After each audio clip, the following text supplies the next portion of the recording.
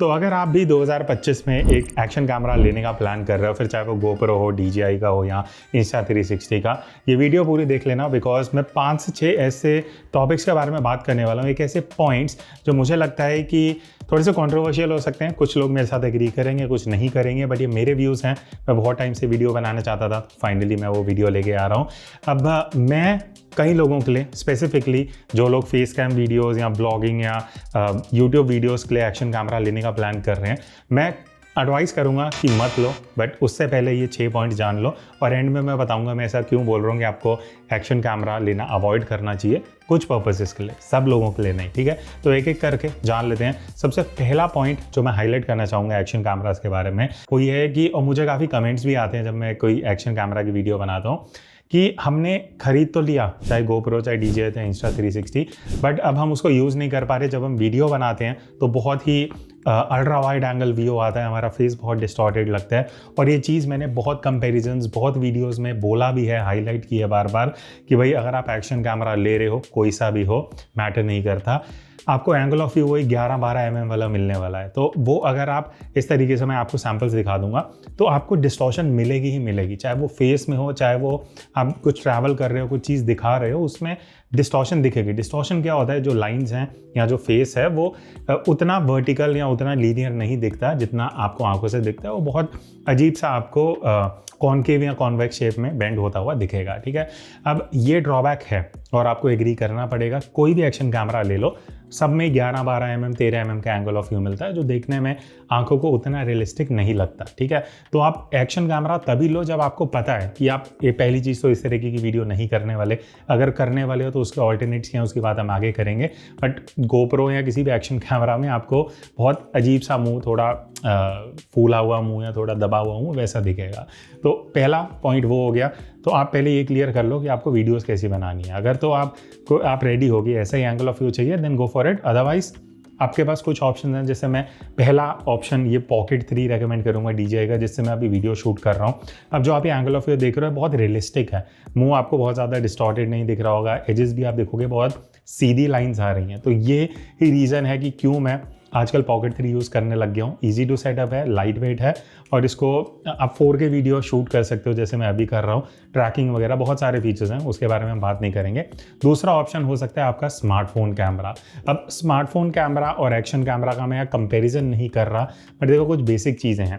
जब आप कभी वीडियो शूट करते हो अपने फ़ोन से, फ्रंट या रियर कैमरा से, आपको वाइड एंगल का ऑप्शन मिलता है, बट आपके पास ऑप्शन है आप 1x में भी जा सकते हो। एक्शन कैमराज में अगर आप, मतलब आपके पास ऑप्शन नहीं है। ठीक है, अब यहाँ से ही मेरा दूसरा पॉइंट निकल के आता है, वो है zoom in and zoom out के ऑप्शंस, जो अगेन कुछ एक्शन कैमराज में आपको मिलेंगे। आप 2x तक जा सकते हो मैक्सिमम, उससे ज़्यादा मैंने हार्डली किसी एक्शन कैमरा में देखा है, बट वो इतने वाइड एंगल से आप 2x भी जाओगे तो वो मेन सेंसर की वीडियो को क्रॉप कर रहा है। तो आप ये समझो कि इसमें कैमरा और सेंसर तो हर एक्शन कैमरा में एक ही है। अगर आप जूम इन भी कर रहे हो और जूम आउट तो आप उससे ज़्यादा क्या ही करोगे, जूम इन आप अगर कर रहे हो तो वो डिजिटल क्रॉप हो रहा है, आपके मेन वीडियो को क्रॉप किया जा रहा है, जो फर्दर आपका क्वालिटी को डिग्रेड कर देता है।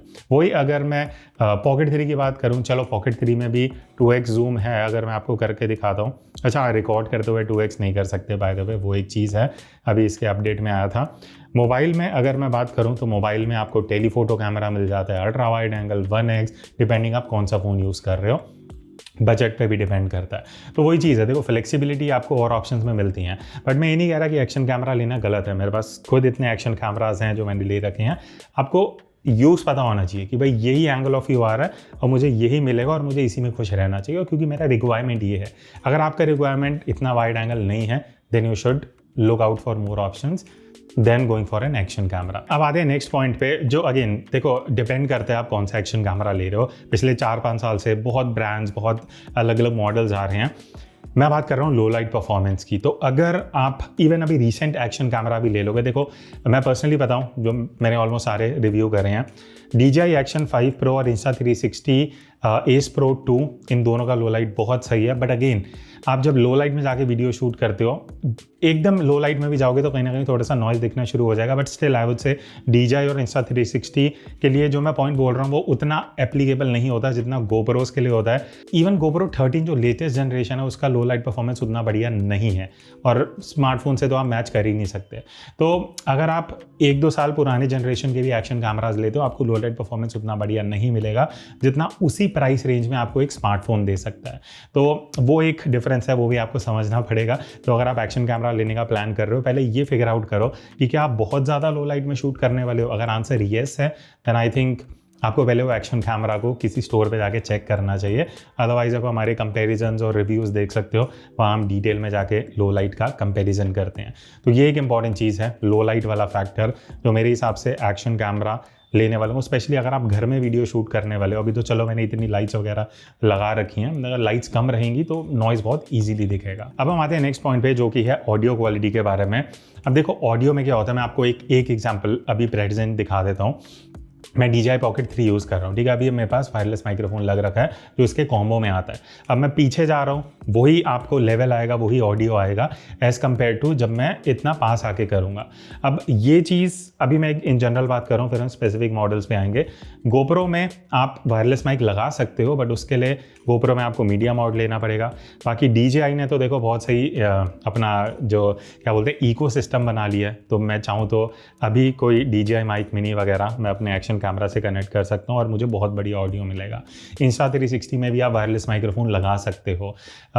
फ़ोन्स में ऑब्वियसली आपके पास कंपेटेबिलिटी होता है, बट कई एक्शन कैमरा में, स्पेशली अगर आप 1-2 जनरेशन पीछे जाओगे ना, पहली चीज़ तो ब्लूटूथ माइक्रोफोन का कोई ऑप्शन नहीं है।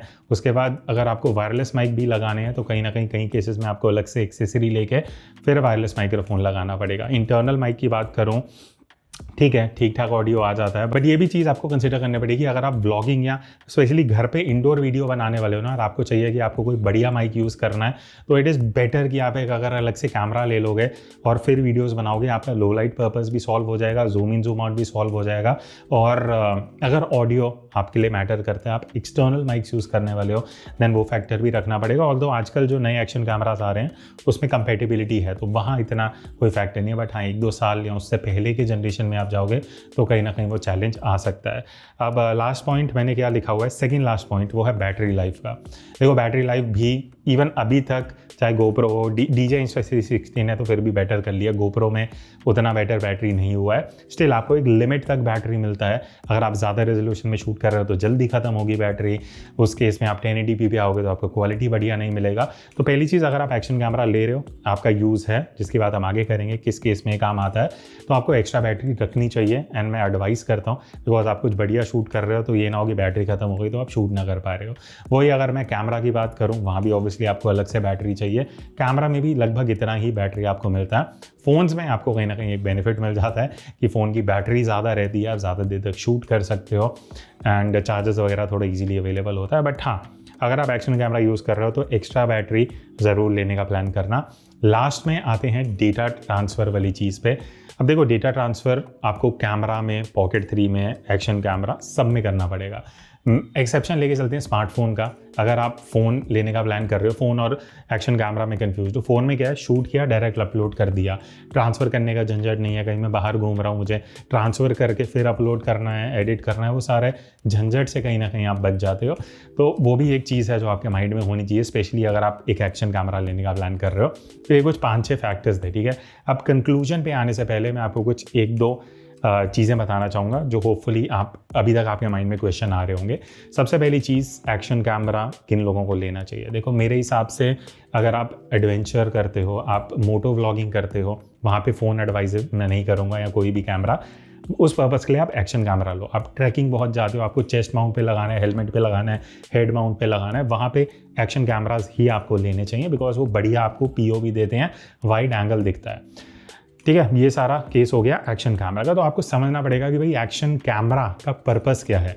अब कहाँ पे लोगों को अवॉइड करना चाहिए लेना इस तरीके की वीडियोस। अब अगर मैं व्लॉग कर रहा हूँ, मैं फेस कैम वीडियो कर रहा हूँ, तो मुझे प्रिपेयर होना पड़ेगा, मुझे बहुत डिस्टॉर्शन मिलेगी। अगर आपको ऐसा एंगल ऑफ व्यू पसंद है, then better go for a smartphone या Pocket 3 या कैमरा। तो वो आप समझो। घर पर अगर आपको वीडियोज़ बनानी है देन अगेन मैं एडवाइस करूँगा GoPro बहुत वाइड एंगल व्यू देगा आपको, और बहुत लोग जिनसे मेरी बात होती है कमेंट्स में मैं देखता हूँ वो रिग्रेट करते हैं buying an action camera, specially अगर आप घर पे वीडियोस बनाने वाले हो। ऑब्वियसली ये ज़्यादा बेटर है अगर आप आउटडोर शूट कर रहे हो, रिजिड है, डस्ट एंड वाटर में कहीं ना कहीं इसका बेटर रेजिस्टेंस रहेगा as compare to a smartphone या कैमरा, तो उस पर्पज़ से एक्शन कैमरा बेटर है। तो भाई सारे वीडियो का ऑब्जेक्टिव मेरा यही है, आप पर्पज़ समझो, बिना सोचे समझे अगर आप एक्शन कैमरा ले रहे हो बाद में आप रियलाइज़ कर रहे हो ये तो मेरे यूज़ का है ही नहीं। होपफुली ये वीडियो आपको हेल्प कर सकती है इन अंडरस्टैंडिंग कि क्या आपको एक्शन कैमरा लेना है या उसकी बजाय आपको एक पॉकेट के लिए लेना चाहिए, स्मार्टफोन कैमरा या प्रॉपर कैमरा लेना चाहिए। बाकी इससे रिलेटेड आपको कुछ भी अगर वीडियो का आइडिया आता है कि भाई इस बारे में आपको जानना है और आपको लगता है मैं हेल्प कर सकता हूँ, तो कमेंट्स में बता देना। अगर मुझे यूज़फुल टॉपिक लगेगा तो मैं अपना जो एक्सपीरियंस है वो आप लोगों के साथ शेयर कर दूंगा। सो दैट्स इट, होपफुली मैंने बहुत सारी चीज़ें क्लियर कर ली हैं। एंड फिर भी अगर आप एक्शन कैमरा लेने का प्लान कर रहे हो, मैं कुछ वीडियोस जो कंपैरिजन वाली हैं, जो लेटेस्ट एक्शन कैमराज हैं, वो डिस्क्रिप्शन में दे दूंगा, कुछ प्रोडक्ट्स हैं वो लिंक कर दूंगा, तो आप जाके चेक कर सकते हो। सो दैट्स इट, मिलते हैं नेक्स्ट वीडियो में, तब तक take care and keep creating.